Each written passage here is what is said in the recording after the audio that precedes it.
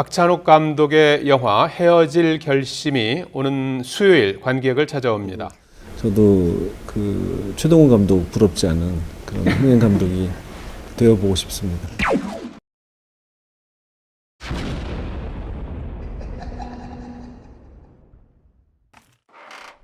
감독님! 최종 편집 정말 잘 나왔습니다. 이거 무조건 천만 갈 것 같아요. 대박이에요, 대박. 죄수를 깨울 수도 있고 시간을 이동시킬 수도 있어. 30, 268초 30. 나는 괜찮아. 죄수를 깨울 수도 있고 지점에서 30. 최동훈 감독 부럽지 않은 그런 흥행 감독이 되어보고 싶습니다.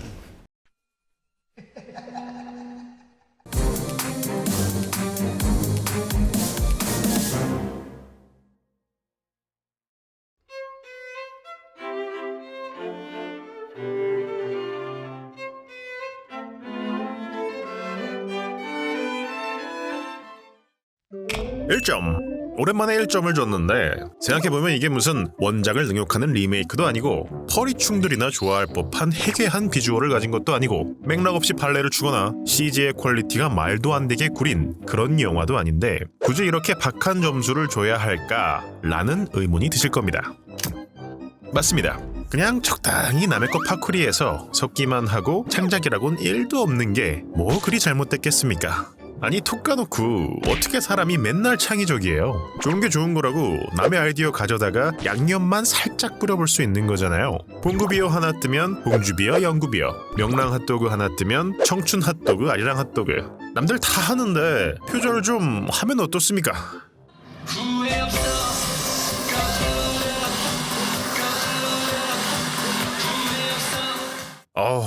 아무리 그래도 이건 좀...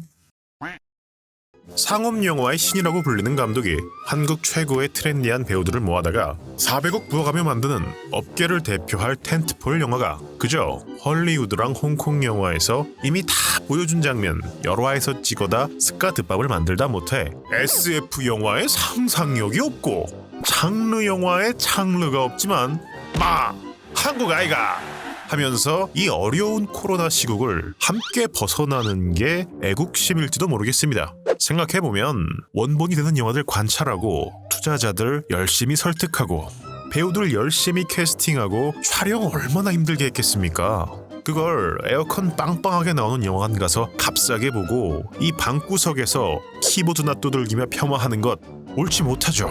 파쿠리도 가성비로 해냈으면 이건 인정해줘야 되는 부분 아닌가 싶은 생각도 들고 일개 방구석 유튜버인 저의 의견이 얼마나 영향력이 있겠냐 싶지만 작은 힘이라도 보태보고자 점수를 수정하기로 했습니다.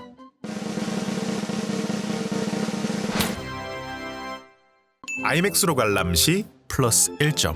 아이맥스로 보니까 대사라는 게 들리더라고요. 전반적으로 대사가 훨씬 잘 들릴 뿐더러 1회차에 놓친 대사가 2회차에서는 몇 개 더 들렸을 정도로 차이가 심하게 납니다.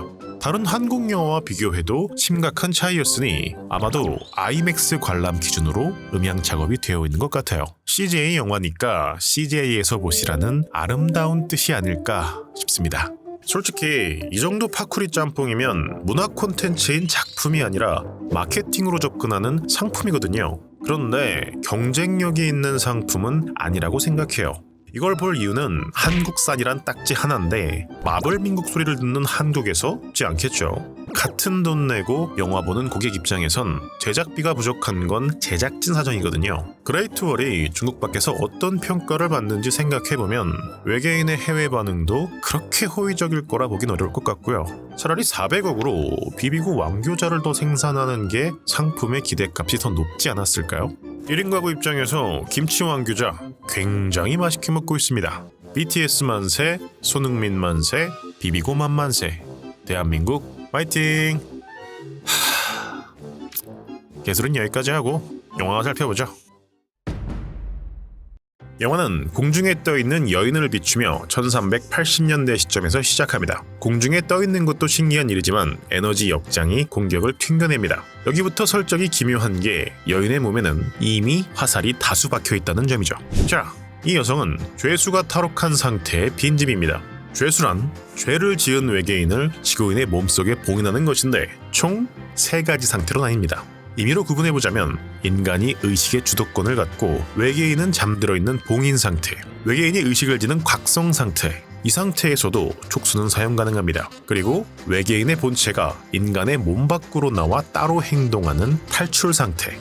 외계인은 본체 상태론 지구의 대기에서 5분밖에 활동하지 못하기 때문에 인간의 몸으로 돌아가야 할 필요가 있고, 이 탈출 상태일 때 무력해진 빈집을 지키는 방식이 공중에 띄운 상태에서 역장으로 보호하는 것이죠. 뭔가 복잡한 설정은 있어 보이는데 사실 큰 의미가 없는 게, 첫째로 인간의 몸으로 활동하는 각성 상태에서도 이미 인간을 아득히 초월하는 스펙을 보여주기 때문에 굳이 타임 리미트까지 걸린 외계인의 본체가 튀어나올 이유가 없습니다. 정확히는 각성 상태와 탈출 상태의 능력 구분이 제대로 묘사되지 않아요. 어느 상태건 촉수와 육탄전이 전부입니다. 둘째로 타임 리미트가 작중 갈등에 전혀 활용되지 않습니다. 이게 존재한다는 걸 소개하기 위한 첫 등장과 마지막에 김태리 배우가 연기한 이안이 쫓기기 시작하자마자 바로 시간을 넘겨 다음 컷에 5분 됐네 하고 도주에 성공하는 마지막 장면, 단 2장면뿐입니다. 즉 외계인에게 쫓기다가 극한까지 몰린 순간 타임 리미트가 다 된다거나 하는 이런 뻔한 전개조차 없는 극적인 긴장감을 만드는 데에는 전혀 활용되지 않는 설정이에요. 오히려 사람을 공중에 띄우고 역장까지 만들어내는 이 능력들이 전투에는 전혀 활용되지 않고 왜 빈집을 지키는 데만 사용하면서 외계인의 본체는 모든 공격을 몸으로 받아내고 촉수와 육탄 공격으로만 싸우는지 의문인 설정이죠.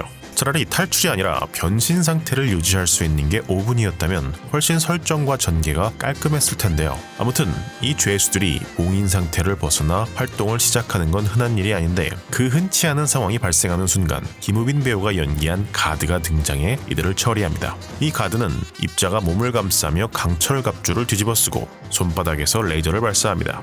에이 설마 그 정도로 똑같겠냐고요? 어우 맵다 왜요? 이게 조선의 매운맛이지. 원본 한번 보고 갈까요?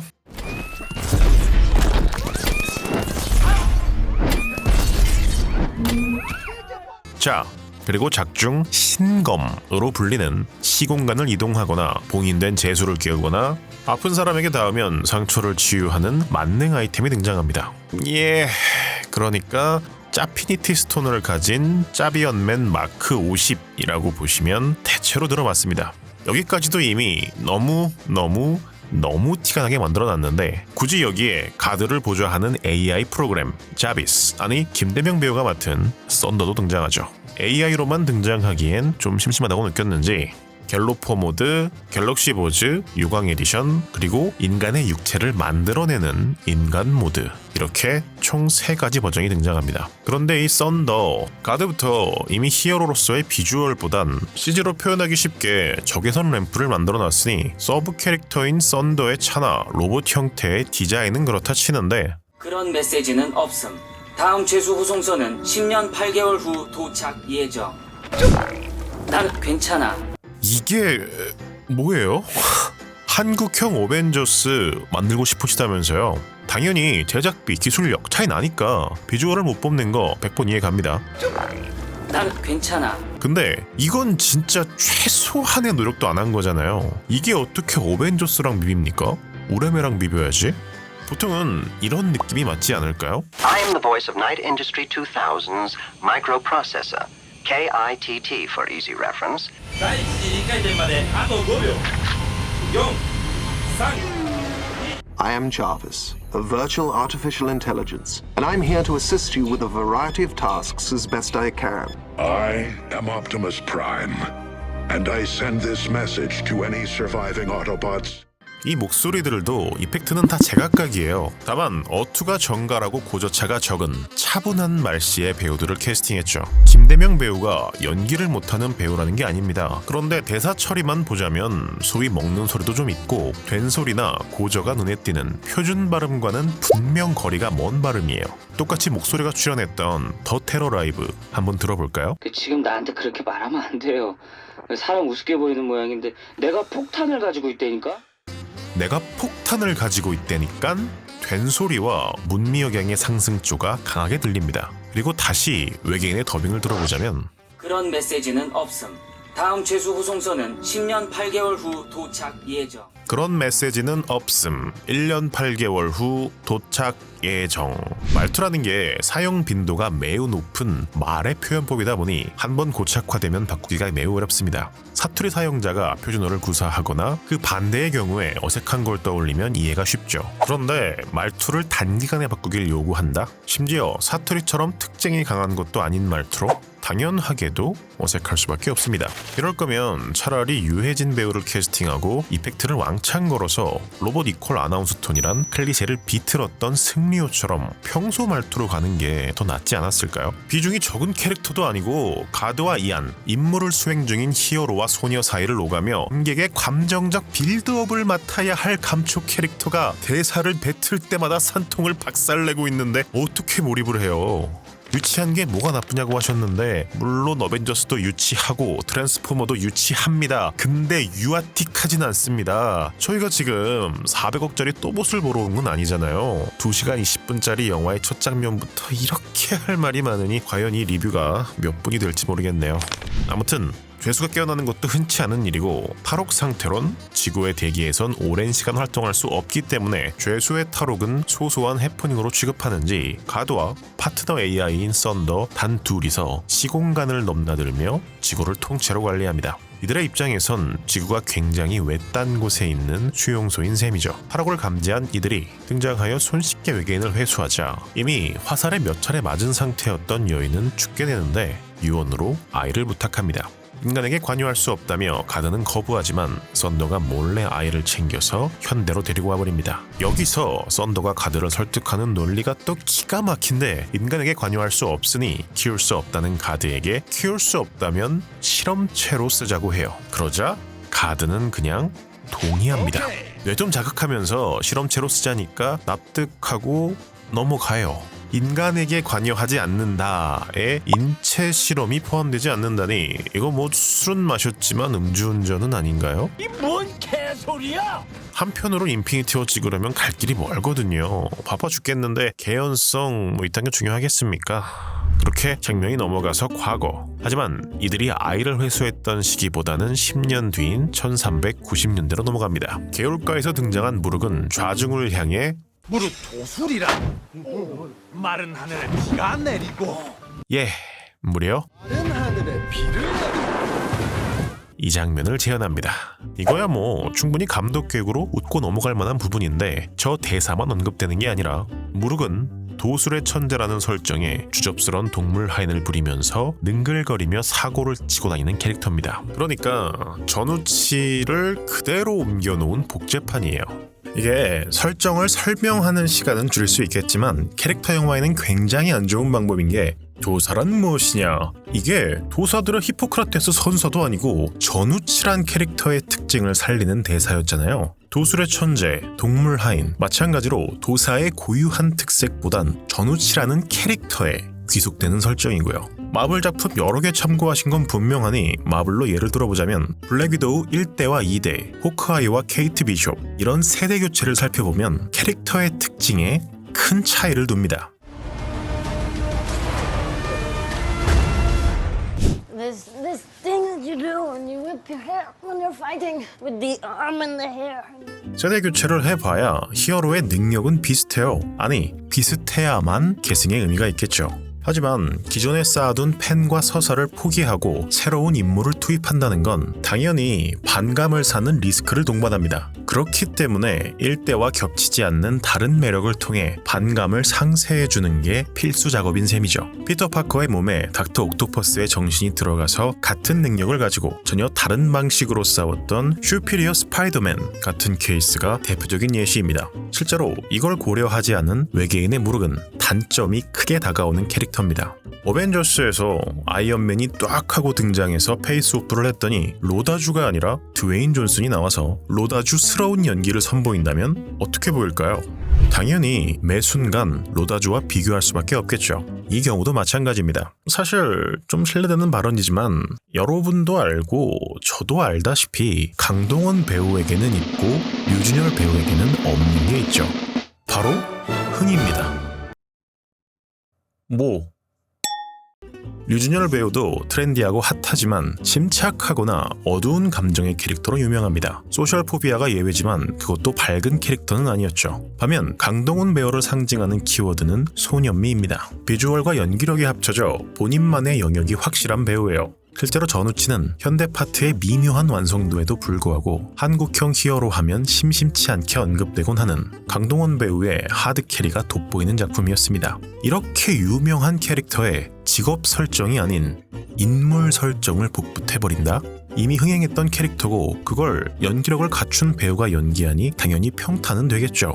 하지만 류준열도 괜찮았다. 이상의 평가를 받기란 사실상 불가능에 가깝습니다. 같은 연기를 더 먼저 선보였던 신선함, 능청스러운 소년미, 씬스틸러 사이드킥, 궁중학사 BGM 등 원본이 계속 머리에 떠오를 테니까요. 성공했던 캐릭터이기 때문에 강동원 배우를 캐스팅할 수 없다면 차라리 전우치와는 차별화된 도사를 보여주었어야 한다고 봅니다. 아무튼 수배범 추격 장면을 통해 이 친구가 한 번 본 도술도 카피하는 천재임을 슬쩍 보여준 뒤 본격적으로 신검이 등장합니다. 신검, 면포, 2000필? 가드가 가지고 있던 물건이 어째선지 과거에 남아있는 거죠. 면포 2000필이란 높은 가격에 이게 있다는 현감에 되게 방문하지만 현감은 양복쟁이 외계인에게 살해당하고 신검은 개똥이가 주워서 탈주해버립니다. 앞서 설정들이 날림이었듯이 인피니티 스톤을 따온 이 신검 역시 설정이 명확하지 않습니다. 과거편에선 절름발이의 가슴팍에 신검이 꽂히자 다리가 낫는 묘사와 함께 등장하는데 이 신검을 외계인이 봉인된 인간에게 꽂으면 외계인을 각성시키는 효능이 발생합니다. 이 설정을 기반으로 죄수 설계자가 갇혀있을 인간 후보에게 신검을 꽂아보고 다니는 게 과거편의 주요한 스토리죠. 그런데 설계자 후보인 현감은 절름발이와 똑같이 가슴팍에 신검이 꽂히자 죽어버립니다. 그럼 도력을 가진 사람에겐 다르게 반응하는가 하면 다른 후보인 흑설청우는 도사임에도 신검의 검증을 거치고도 아픈 곳이 나았을 뿐 별 영향이 없었다는 대사로 지나갑니다. 절름발이, 현감, 흑설청운 이 세 그룹 간에 신검이 다르게 작용한 논리가 설명되지 않아요. 나중엔 우주선에 꽂으면 조종이 되고 썬더와 함께 있으면 시공간도 넘나드는 등 무한단물급 범용성과 함께 강력한 에너지원처럼 묘사되는데 정작 이걸 주인인 가드를 충전하는 데 사용할 수는 없습니다. 영화 초반부에는 이걸 이용해 아주 쉽게 외계인을 제압하는 장면이 등장하지만 정작 본격적인 싸움에 들어가니 그렇게 활용하려는 시도조차 등장하지 않습니다. 편의상 짜피니티 스톤이라 불렀지만 사실 이런 상식을 벗어난 물건을 갖기 위한 쟁탈전, 일대 소동이 벌어지는 건 역시 정석적인 클리셰거든요. 트랜스포머의 큐브, 알라딘의 램프, 이누야샤의 사온의 구슬, 페이트 시리즈 성배, 호르가 마을 숙박권, 반지의 제왕 절대반지, 혹은 위쳐 시리즈의 시리처럼 특별한 능력을 가진 사람인 경우도 있습니다. 나열하자면 정말 끝도 없을 정도로 흔한, 이미 최동훈 감독의 전우치에서도 만파식적으로 활용되었던 기믹이에요. 중요한 건 좋은 작품이라면 이것이 어떤 능력을 가졌는지를 명확히 보여줌으로써 관객의 흥미와 상상력을 자극한다는 겁니다. 간단하게는 빌런이 이걸 가지고 악용할 때 어떤 결과가 벌어질지부터 시작해서 만약 내가 이걸 가진다면 어떻게 활용해 볼 수 있을까 같은 와디프의 상상까지 이 물건이 엮이면서 의외의 기질을 발휘하거나 혹은 어두운 욕망이 드러나는 등 의외의 일면을 보여주는 장치가 될 수도 있고 한 가지 활용법만 강조하다가 마지막에 전혀 다른 방식으로 사용해 전개를 비트는 식으로 드라마를 연출할 수도 있습니다. 역사가 오래된 만큼 활용법은 무궁무진해요. 그런데 신검은 어떻습니까? 뭐 하는 물건인지조차 판별이 안 됩니다. 아무데나 문대기만 하면 진짜 무한단물 마냥 무슨 효과가 발동하는데 또 이걸 이용해 시공간을 넘나드는 건 설계자와 썬더만 가능합니다. 왜? 이거라도 안 하면 설계자와 다른 외계인의 차이라곤 모발의 풍성도 뿐이니까요. 그렇다고 등장이 적은 것도 아니에요. 영화의 시작부터 끝까지 등장인물들 모두가 이걸 빼앗거나 지키거나 훔치려는 내용들로 채워져 있습니다. 뭔지를 알아야 흥미를 가질 거 아니에요. 이 아이템이 정확히 어떤 역할인지 알 도리가 없습니다. 그죠? 뭔가 뭔가 일어나고 있음 정도가 이 신검에서 받을 수 있는 최대한의 인상입니다. 또 아무튼 개똥이가 도망칠 수 있게 양복쟁이 어그로를 끈 뒤 패배한 무르기랭은 우주선과 한 여인을 발견하고 여기서 시간이 현대편으로 넘어갑니다. 정리하자면 1380년대에 가드가 등장해 외계인을 처리하고 인간 아이를 회수해서 현대로 돌아갔는데 1390년대에 무르기 사는 시대에 신검이나 우주선이 발견되고 깨어난 외계인이 멀쩡히 활보하는데도 가드는 보이지 않는 뭔가 단단히 꼬인 상황. 과거에서 주워온 아이 이안은 뇌를 자극받는 실험체로 길러져 어느덧 10살이 되었습니다.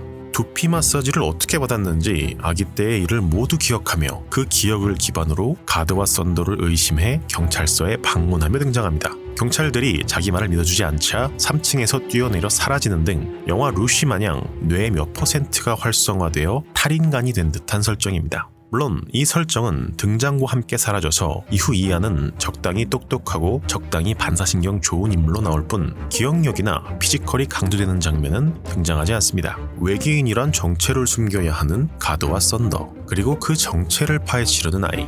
마찬가지로 또 클리셰적인 전개 방식인데 문제는 그 내용입니다. 이안은 가드를 의심하는 정도가 아니라 도청에서 정보를 빼내고 죄수를 인간의 몸에 넣는 장면을 녹화한 뒤 주변 사람에게 그 영상을 보여주는 등 가드의 입장이 매우 곤란해질 만한 일을 잔뜩 하고 다닙니다. 심지어 썬더를 통해 이안이 이런 행동을 하고 있음을 보고까지 받아요. 차가운 성격에 임무지향적인 모습을 보여온 가드는 당연히 임무에 방해가 되는 이안을 어떤 방식이든 제재해야겠죠.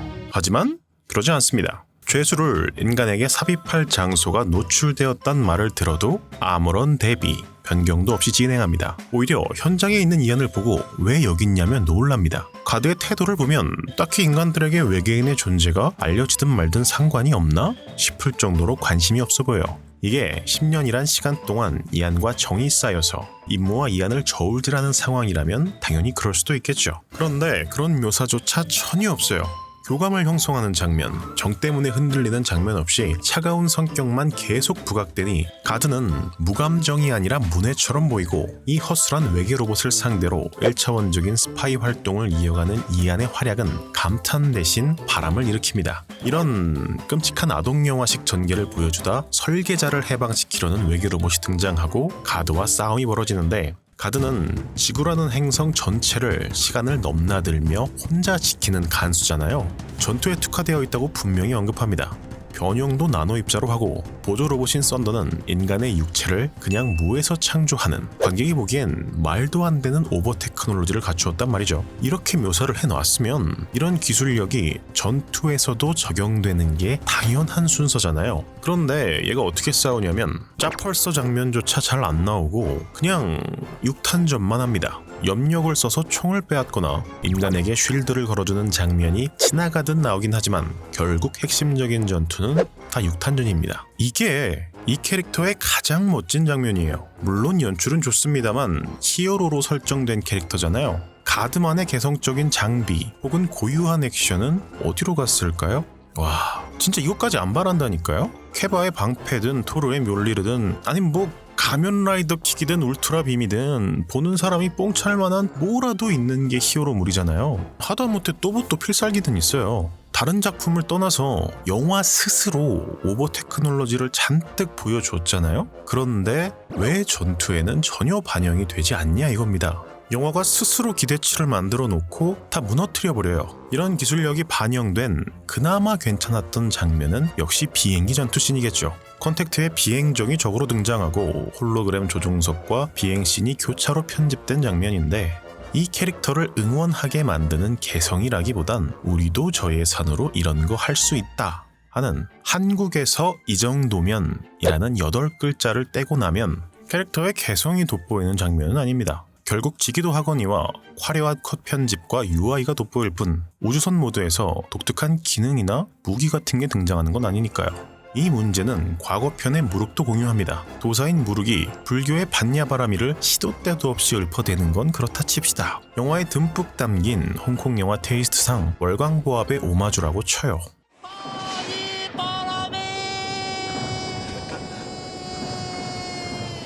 근데 분명 초반에 실력이 부족해 부채에서 꺼내지 못하는 2개의 거밀한 떡밥을 뿌려놨어요. 꺼내려다가 실패하는 장면도 있고 현감도 이 부채를 한눈에 알아보는 등 귀한 물건임이 꾸준히 암시됩니다. 그러면 후반에 각성해서 이 무기들을 뽑는 장면이 딱 등장하면 그렇게 떡밥을 뿌려댔으니 뭔가 멋있는 장면을 기대하게 되잖아요. 스톤브레이커 만든다고 우주를 횡단해서 차력쇼까지 하면서 무기 만들어 왔는데 이 장면 없이 이것만 덜렁 나온다고 생각해보세요. 설정상 센 건 알겠는데 기대하던 그림은 아니죠. 외계인의 이 2 보검은 부채 회수하면서 어검술 딱 한 번 쓰고 끝. 다른 검은 그냥 무겁고 단단한 게 끝이에요. 레이저를 막는 장면이 나오긴 하지만 싸움이 멋지지도 않습니다. 도술로 만들어낸 검임에도 힘겹게 휘적이는 게 다예요. 떡밥을 이렇게 뿌려둔 무기는 안 써먹고 오히려 사이비 장난감처럼 나왔던 흑설의 거울이 후반부 캐리를 맡아버리니 이걸 웃어야 할지 울어야 할지.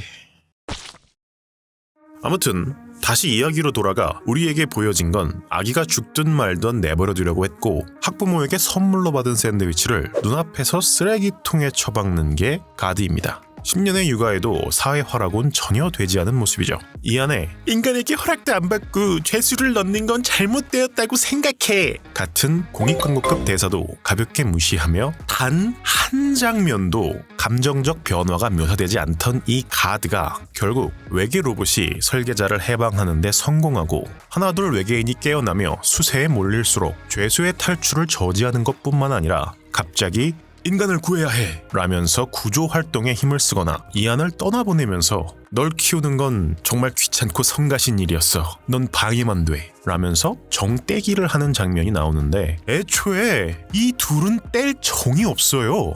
그 뒤 자신을 희생양으로 이안과 썬더를 탈출시키며 그래 사실 인간에게 죄수를 넣는 건 잘못되었어 라고 개심하는데 이건 전혀 멋지지 않습니다. 이건 이상해요. 얘가 무슨 과정을 통해 심경의 변화를 얻는지 우리한테도 보여줘야 될 거 아니에요. 영화가 쌓아온 캐릭터와 정반대의 행동을 아무런 계기도 없이 선보이는 가드의 희생은 감명을 주기보단 당황스러울 따름이죠. 그러니까 정확히 1편에서 아크 리액터를 개발하기도 전에 딱 영화 초반 10분에 나오던 개잡놈 토니 스타크가 1편 중후반부 아이언맨 2, 3편 어벤져스 1, 2, 3편 11호 홈커밍 다 건너뛰고 갑자기 3천만큼 사랑해를 외치면 딱 가드가 돼요. 주어진 시간이 적으니 거두절미는 좋은데 너무 많이 줄여서 이게 뭔지도 알아볼 수가 없잖아요. 물론 2부에도 김빈 배우가 등장할 예정이니 뭔가 더 남아있긴 하겠지만 1부에서 했어야 할 캐릭터 빌드업에는 완전 실패했다고 봅니다. 그래요. 뭐 개연성 그런 거 무시하고 이 가드의 마지막 전투가 멋있기라도 하면 또 모르겠는데 그것도 아닙니다. 외계인의 플랜은 우주선에 외계 행성에 대기를 싣고 와서 테라포밍을 하는 것이었습니다. 외계 행성의 공기 하바가 터지면 반대로 인간은 죽고 외계인이 활동하기 적합한 환경이 되는 거죠. 이 하바가 터지는데 성공하고 붉은 대기로 가득 찬 지역이 일부 생성되면서 안에 갇힌 사람은 다 죽고 이 안에서 설계자인 소지섭 외에도 김희성, 지건우 2명의 외계인이 추가로 각성에 성공합니다. 그러자 추가적인 피해가 발생하지 않게 가드가 하바를 실은 우주선을 훔쳐 탈출한 뒤 드론이 이 붉은 지역에 잠입해 뉴스가 보도됩니다. 생존자가 아무도 없는데 움직이고 있는 외계인들을 보며 의아하다고 코멘트가 나오죠. 그런데 드론으로 보도되던 것이 무색하게 이들은 앰뷸런스를 타고 유유히 김우빈이 사는 교회 지역까지 탈출합니다. 방금까지 도시를 깨부수던 매우 큰 우주선이 떡하니 서 있는 교회 지역에 붉은색 공간에서 유일하게 빠져나온 앰뷸런스가 향하지만 어떠한 경찰과 군인의 간섭도 묘사되지 않아요. 인식저해를 위해 뭔가를 했다는 묘사? 당연히 없습니다. 미리 빠져나왔으니 충전을 하고 있어도 모자랄 시간에 가드는 이안과의 사진을 따스하게 바라보며 가오잡기에 여념이 없습니다. 잔존 생명. 쉽게 말해 배터리가 8% 남은 가드의 승률은 단 1%. 굳이 남아있는 것은 어그로를 끌고 안전하게 이안을 피신시키기 위해서인데 여기서 이 영화 최고의 명장면이 나옵니다. 가드를 남기고 도망치기 싫었던 이안은 썬더에게 차를 돌리라 말하지만 당연히 썬더는 거절합니다. 가드의 의도를 이해하고 있으니까요. 그런 썬더를 설득하기 위해 이안은 말합니다. 이게 내 감정이야. 순간 내가 뭘 잘못 들었나 하는데 썬더가 차를 돌리며 쐐기를 박아버립니다. 감정은 놀랍구나. 왜? 전투에서 이길 확률 2%, 3%, 이제 4%.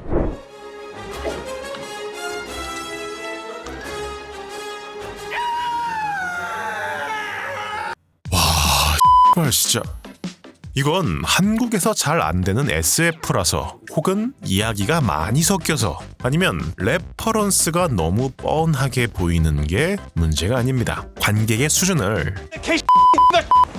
으로 보는 게 문제였어요. 범죄물을 전문으로 다뤄왔고 수많은 성대모사를 탄생시킨 명장면 명대사가 줄기차게 나오던 게 추동훈 감독님의 영화들입니다. 제가 갓나 새끼 밑장을 빼면 소리가 달라. 소리가. 이런 건 그냥 원작에 대사가 있다고 맛갈라지는 게 아니에요. 잘 빚어진 캐릭터가 영화가 전개됨에 따라 적절히 노출되며 하나의 인물이 될 때 이런 대사들이 의미를 갖는 거죠. 구멍이 2개지요. 여긴 22년 상해 황포탄에서 27년 하바르포스크에서 32년 이쯤 후 폭파사건데. 진정성 있는 표정으로 자신의 훈장을 자랑하지만 배우의 연기가 뛰어날수록 관객은 가증스러움을 느낄 수밖에 없는 장면입니다. 이 캐릭터가 어떤 인물인지 영화를 통해 봐왔으니까요. 이 대사에 앞서 이안은 어떠한 빌드업도 쌓지 못합니다. 애초에 현대편의 이안 자체가 하나의 캐릭터라기보단 영화의 설정을 관객에게 쉽게 풀어주기 위한 관찰자로 기능하는 것에 등장 대부분을 소비해요. 가드의 행동을 수상히 여겨 그의 뒷조사를 하고 그의 행동은 잘못되었다고 추궁하던 것이 등장 내내 보여준 행동이에요. 이렇게 반목만 하던 캐릭터가 차를 돌리게 하겠다고 기껏 한다는 대사가 이게 내 감정이야. 어쩌라는 거예요? 상황도 충분하지 않은데 대사가 말도 안 되게 구려요. 맥락도 없고 이해도 안 가는 대사인데 그래요. 애니까 때를 쓴다고 칩시다. 그런데 거기서 썬더가 차를 돌리면서 이길 확률 2%, 3%, 4%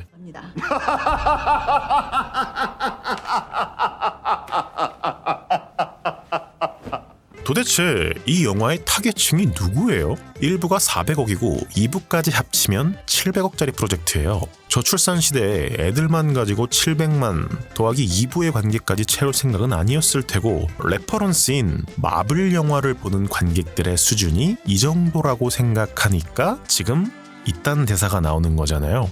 그렇지 않고서야 이쁘긴 내가 볼 땐 어마어마한 쌍년 같아.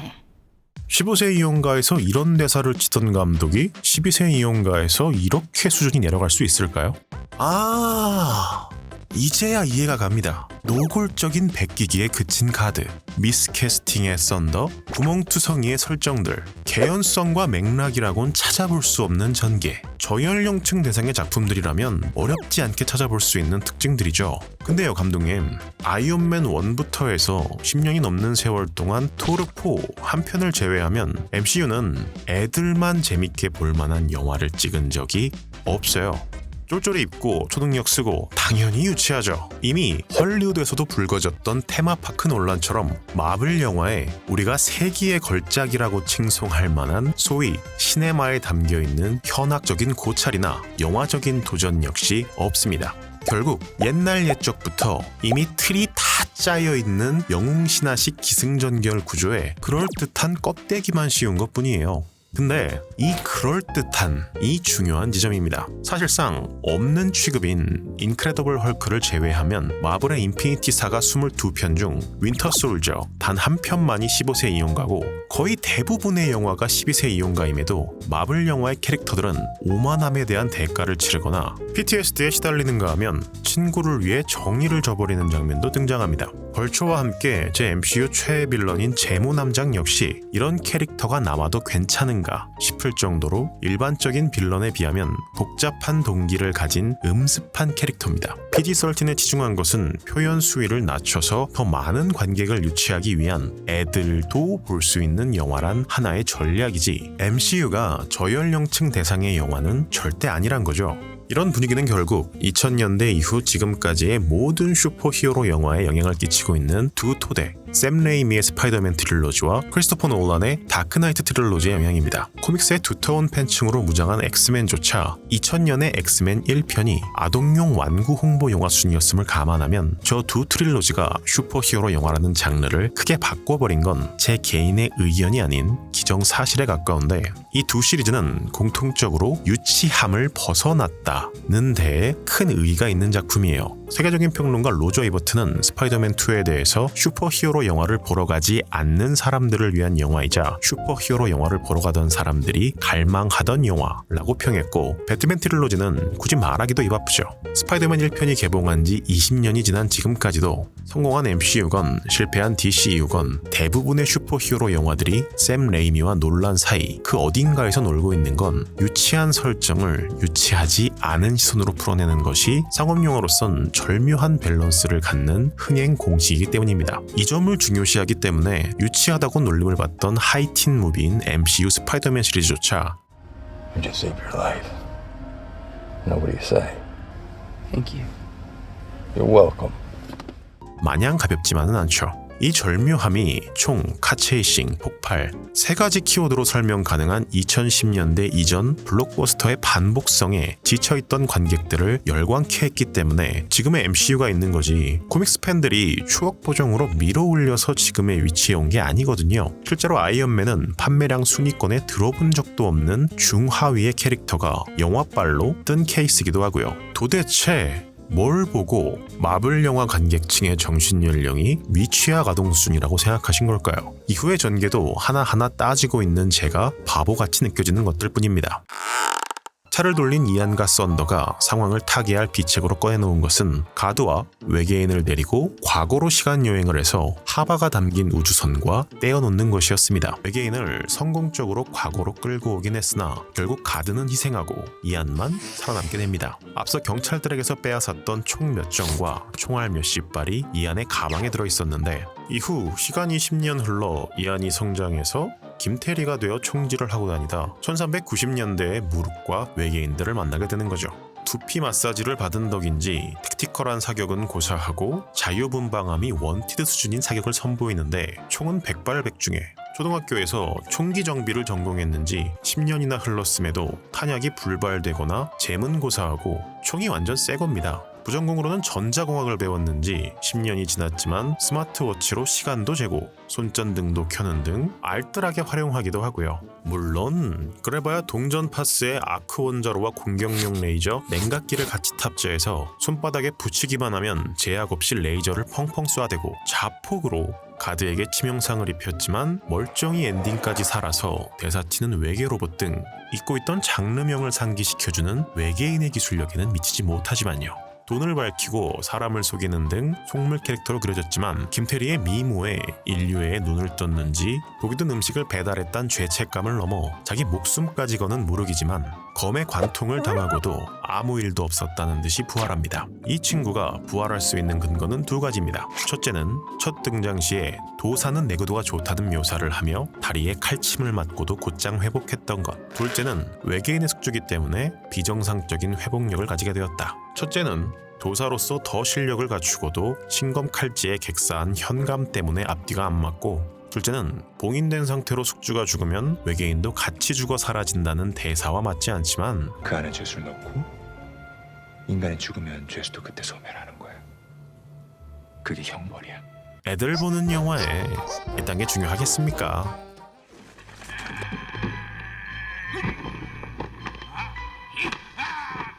강치 선생 오마주도 나오고 후반부는 대사만 한국어지 거의 홍콩 영화로 봐도 무방할 정도로 특유의 코믹함이 강조됩니다. 결국 총알을 도술로 수십 배 확대해서 역장을 깨버리는 코미디로 공략이 진행되며 앞서 온갖 폼은 다 잡고 털리기만 했던 가드는 더더욱 호구가 됩니다. 이렇게 신검을 얻은 이안이 스마트워치로 시간을 재가며 탈주에 성공하고 나니 알고 보니 무르기 설계자의 새로운 숙주였다 라는 이젠 아무래도 좋은 결말 끝에 영화가 끝이 납니다. 저는 K 어벤져스를 만들고 싶었다는 감독님의 코멘트가 시사하는 바가 크다고 봅니다. 헐리우드와 홍콩 영화에 전우치까지 합쳐진 이 국경을 초월한 익숙함, 창의력이라고는 찾아볼 수 없는 이 익숙함의 향연 속에서 완성도마저 없는 배짱.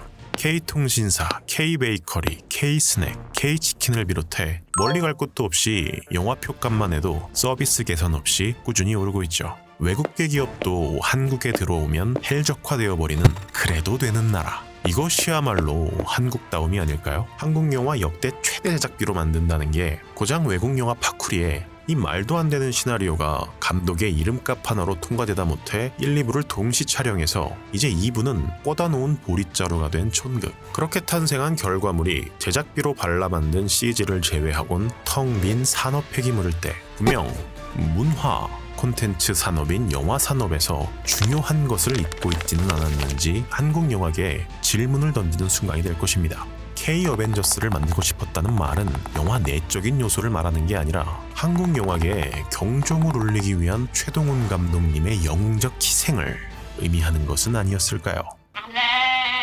총평으로 마무리하죠.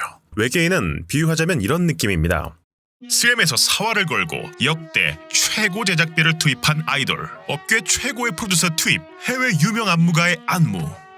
그렇게 무성한 소문 끝에 등장한 것이 2009 가요계 유망주, 이분 분명히 뜹니다. 오리인 상황. 백댄서들은 괜찮지 않냐? 의상 혹은 무대 연출은 좋았다. 물론 이런 이야기도 해볼 수는 있겠죠. 하지만 결정적으로 무대에서 가수가 보여줘야 할 본질이 결여되어 있었기 때문에 데뷔 무대가 곧 마지막 방송이 되었습니다. 외계인 역시 영화로서 갖춰야 할 본질이 결여되어 있습니다. 물론 CJ가 심심찮게 표절 논란을 겪으면서 또 이런 물건을 내놓았다는 게 곱게만은 보이지 않지만 레퍼런스의 존재만으로 문제라고 하긴 어렵겠죠. 창의성보단 긁어온 수많은 요소로 유명한 매트릭스의 경우 영향을 받은 작품들을 안다고 해서 매트릭스의 감상에 큰 영향을 주진 않습니다. 그 재료들을 적절히 섞으면서 다른 물건이 되었으니까요. 좀 더 직설적으로 오션스 시리즈를 본 관객이라도 도의적인 깨름직함은 느낄지언정 도둑들이 크게 재미없진 않아요.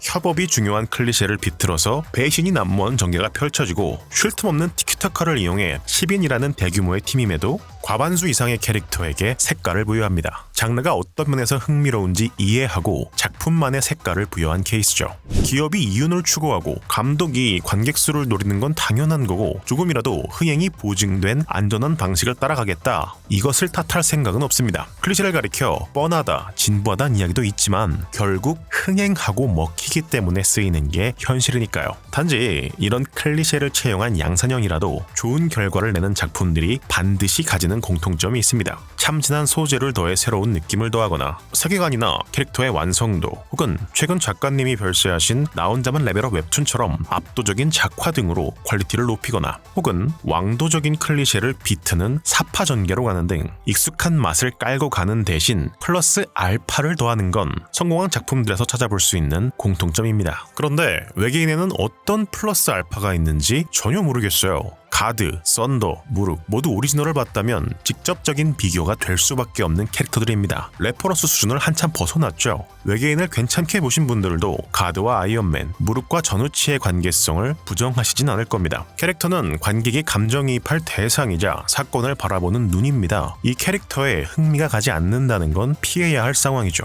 그런데 이 캐릭터들은 유명한 원본이 보이는 것도 모자라 훨씬 열화된 완성도를 보여줘요. 이미 명분에서 지고 들어가는데 퀄리티마저 부족하다? 이건 조롱거리밖에 안 됩니다. 주인공들부터 웃음거리인데 전 세계 영화계를 10년 넘게 씹어먹고 있는 히어로물의 기본조차 이해하지 못한 듯한 무개성한 빌런. 초등학생도 유치해야 할 법한 전개, 현실적으로, 상식적으로가 아니라 영화가 스스로 만든 설정조차 모순되는 개연성. 여러 장르를 섞지 않고 나열만 하니 일관성이 없는 분위기. 인물, 사건, 배경 무엇 하나 새로운 게 없는데 완성도마저 처참해요. 처음엔 기술적인 완성도들이 눈에 거슬렸지만 영화가 끝나고 느낀 것은 본질적으로 이 영화를 통해 보여주고 싶은 것이 결여되어 있다는 점이었습니다. 개인적으로 리얼, 엄복동만한 임팩트가 강한 한방들은 없을지언정 외계인은 142분 동안 바늘로 계속 콕콕 찌르는 듯한 불편함으로 가득 찬 영화였습니다. 최동훈 감독 영화에서 기억에 남는 대사 한 줄조차 없다?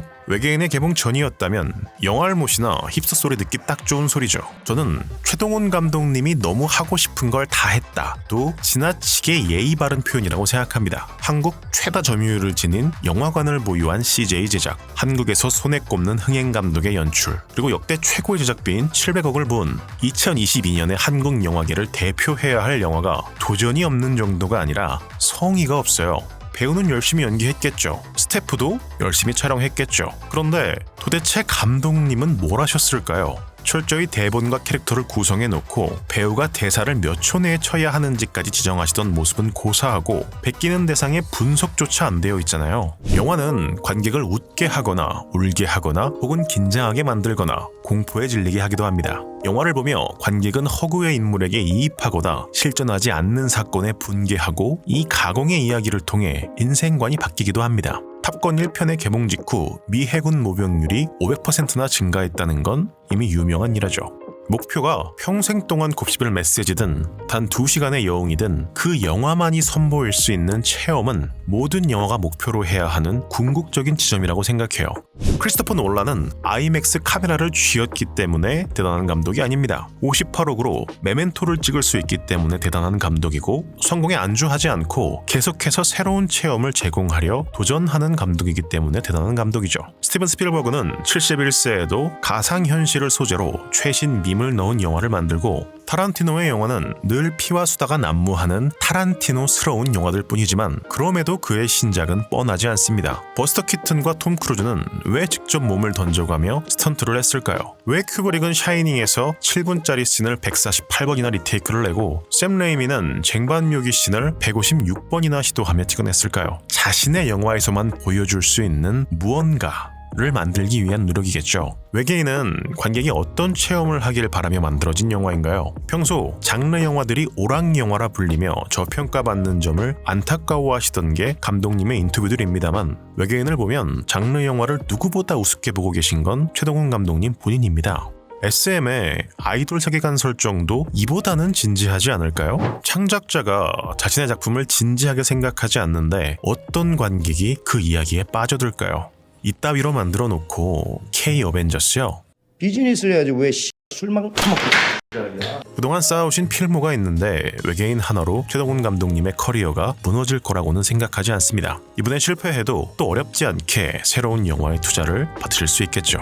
그때에는 최소한 스크린에서 최동훈 감독님만의 무언가를 찾아볼 수 있기를 바랍니다. 여러분의 매일이 평안하시길 마치며 듀나였습니다.